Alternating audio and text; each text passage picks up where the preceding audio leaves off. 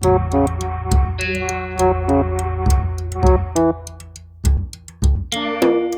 this is Glenn. Welcome to another episode of Difficult Questions. This time, I want to talk about health. Specifically, do we actually care about health?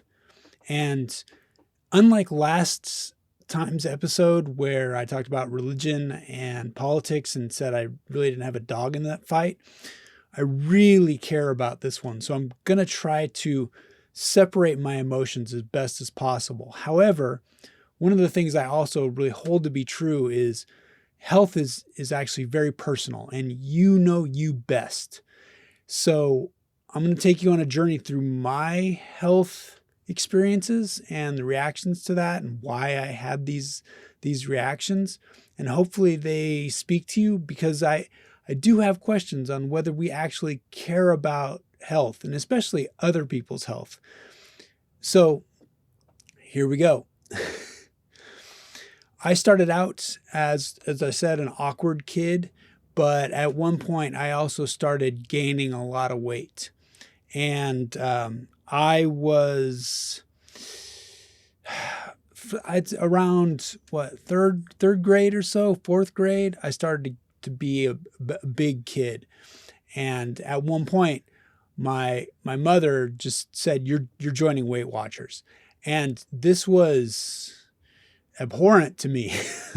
I'm a kid. I'm joining Weight Watchers, but I was also so malleable as a personality. I could be formed that I just accepted it. And okay, my mom's putting me on a diet, so I did that. However, after I had lost that weight, I then tried to do that to my other friends, and my other friends got really offended. One, because I probably wasn't their mother, so they wouldn't just accept that criticism. But two, they said, if you like me for who I am, you would support me and you wouldn't tell me I'm fat, which is a point. I was making them sad. So right now we're talking about physical health, but it easily leads into mental health. I think the two are very, they play together a lot. So we'll also get into that. So I'm telling my friends, hey, you got to lose weight. It's unhealthy. And they're saying, hey man, back off. If you like me for who I am, you need to not pressure me about this. So then I learned that. My mother was into this idea that I had allergies. My grandfather had really bad allergies, and so everybody had to fight against allergies. We grew up in Sacramento, which is a lot of trees and allergy. So we had to get allergy shots to prevent the allergies from flaring up. But I never felt that the allergy shots did any good. I always felt sick. I didn't like it. But my mother was kind of one of those helicopter moms before helicopter moms. So, on the support side, there's parental, you get support side and challenge side. And mother usually does support side and dad usually does challenge side. And so she was kind of doing this. We have to make sure my baby is safe. But so I would go for these allergy shots, and I never felt good about it. And I did them all the way through, I think I was 18, and I never felt it helped me. In fact, at one point, there was this big asthma craze where people were kicking around, oh, maybe you have asthma, maybe you have asthma. And I think a lot of people get comfort in finding and defining what the problem is. But I always felt just not that the allergy medicine wasn't helping. And at some point, sometimes my lungs would kind of close up and you have asthma. But I was already the awkward kid. There was no way I was going to be the sick kid too, right? That was just, I couldn't take that. I was like, I'm not the sick kid.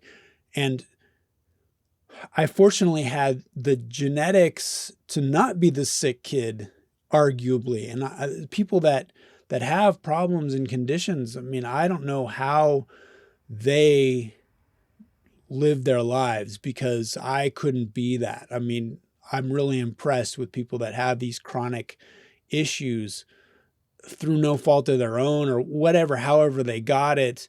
That man, that weighs on me heavy. So I remember going to my doctor and saying, "Are you saying I have asthma?" And it was this conversation where he's like, "Do you want asthma?"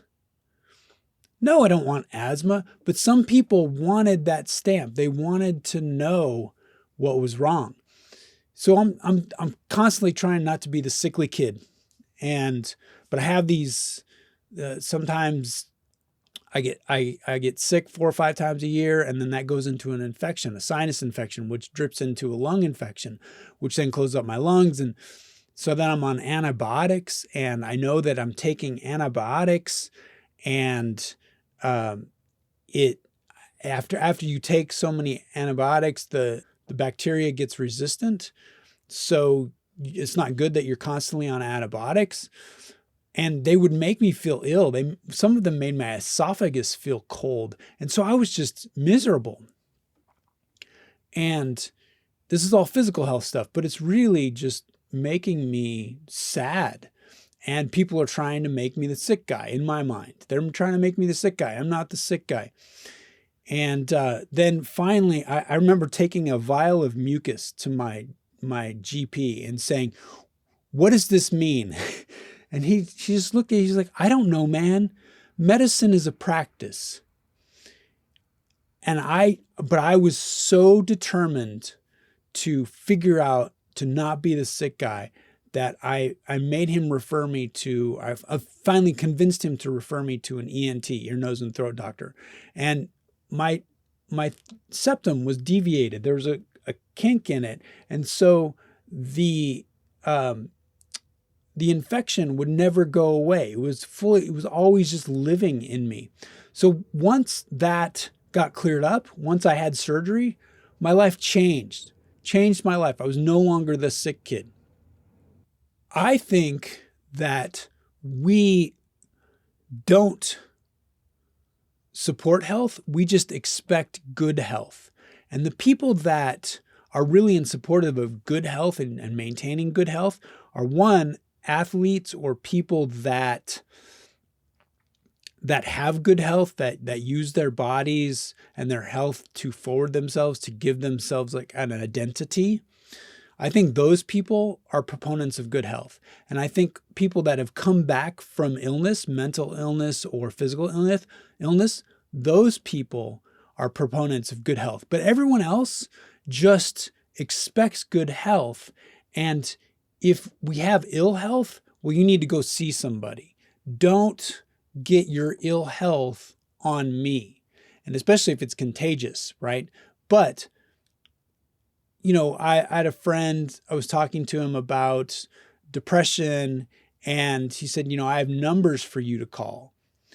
Hey, man, I'm just talking to you. But people get threatened by that. We've actually trained ourselves that there are professionals to talk to. And I think we don't want to deal with illness.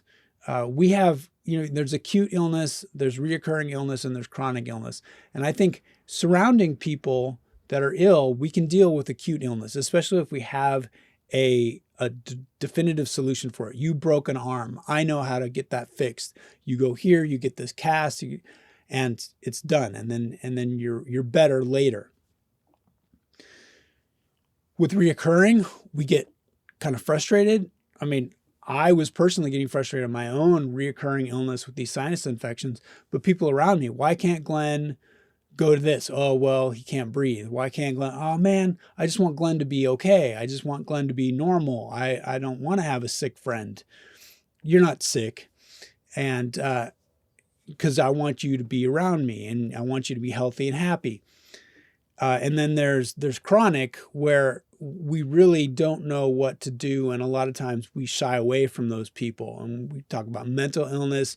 We can talk about physical ailments that just don't get solved. And people start distancing themselves. I was talking about how my mother was kind of the helicopter mom. Well, my dad was very much the come on, wussy, get over it kind of guy. And I remember telling him a story about getting my teeth cleaned, and I hadn't cleaned them correctly for a while. And so I had to go in for 2 days, like deep cleaning, and it was low level torture. I called it. It was really just painful. And I was telling him that after it got done, I just wanted to crawl in a corner, and I knew what torture was. I knew that just feeling so bad was. And he just looked at me and he said, "You're a Dunzweiler. What are you talking about?" And I think a lot of times that's the reaction that the public has. If I have a mental illness, if I have sadness, if I have depression, if I have anxiety, people can't see that anxiety themselves because health is personal. They have no idea. They have no reference. They can't see the external reason for your anxiety. And they just say, get over it. What are you talking about? Or they say, go see somebody. I can't help you. Get it off of me. Right? That's it. Get your ill health off of me. And it's pervasive in our culture because we're always looking for the immediate gratification. We're always looking for the good thing, and physical health takes a long time, and you have to maintain it, and it's work, and no one gets joy from your physical health unless it's physical joy of looking at your body that's physically in good shape, or because you're an athlete, I get to watch you do sports really well. But other than that, we get no joy from that. So we're always kind of standoffish about health.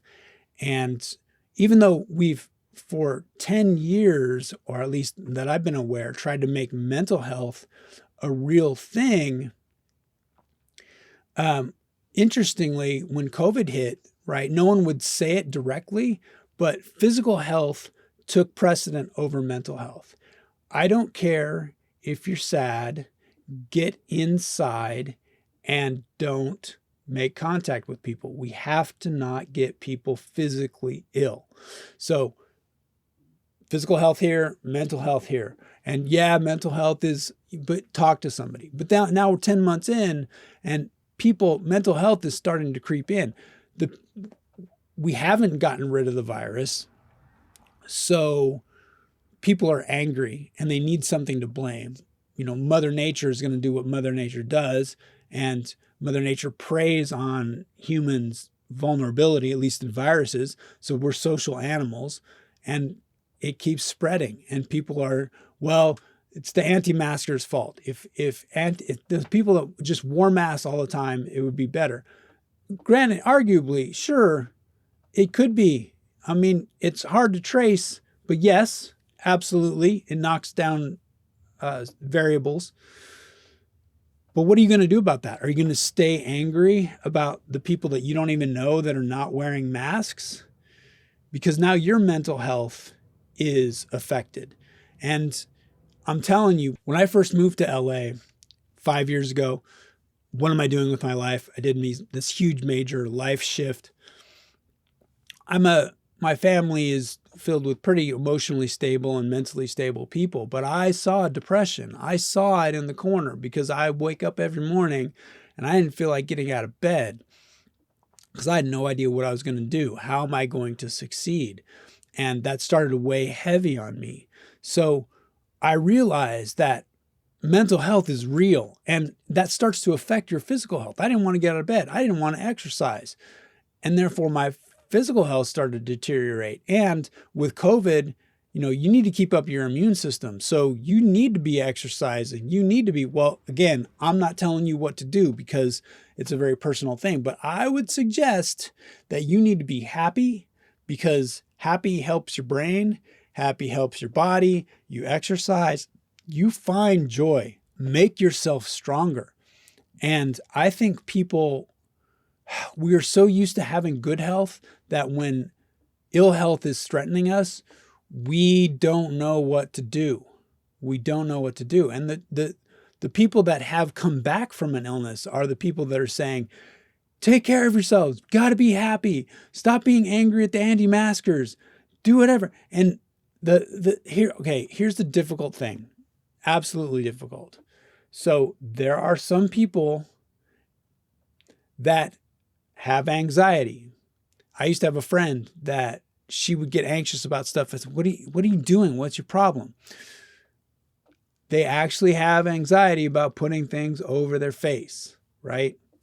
Now, you can say, because humans are humans and they will take advantage. If there's some person that is just looking to be, I'm an independent person, you can't tell me what to do, they will use that as an excuse to not put something over their face. But you don't know their motivation unless they admit their motivation, because they know them best, like you know you best. So why spend time second guessing them?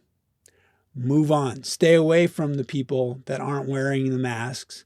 Worry about the people around you. Worry about your world, and try and remain happy. That's my advice. But that's not what I'm seeing. I'm seeing a lot of anger around. And so this kind of idea that mental health or physical health is affecting, or the idea of failing physical health is affecting mental health. When in 2005, I was in a huge motorcycle accident, broke my leg and hip, had to relearn how to walk. So I understand. Before, I didn't exercise much. Exercise was kind of not something that I did, right? In the US, we kind of get into this, well, I have a desk job and I'm living this life and this life, and I'm not paying attention to my physical health. But when you have to relearn how to walk, when all those little muscles that you developed when you were a toddler, jumping around, all that's gone and you have to rebuild that, you realize, oh, this physical health thing, when people say at least you have your health, they know what they're talking about. This means something, right? So I'm one of those people that I've had my physical health knocked down and I had to fight back. I've had my mental health knocked down and I've had to fight back. Fortunately, mental health, not so bad, because I know people and I read about people, and working with I work a lot with homeless people. So you have this major mental illness. I've not experienced that, but I know that I don't know what they know, because I know things that they don't. I know me best. So moving forward, I've just this whole physical health, mental health thing and COVID, I'm thinking, guys, stay happy, stay healthy. Health matters. Physical health matters. Keep your immune system up. Keep exercising. You get older, you can't get up from the ground anymore. Get down there, get back up, get down there, get back up, build those muscles. Don't let that stuff go.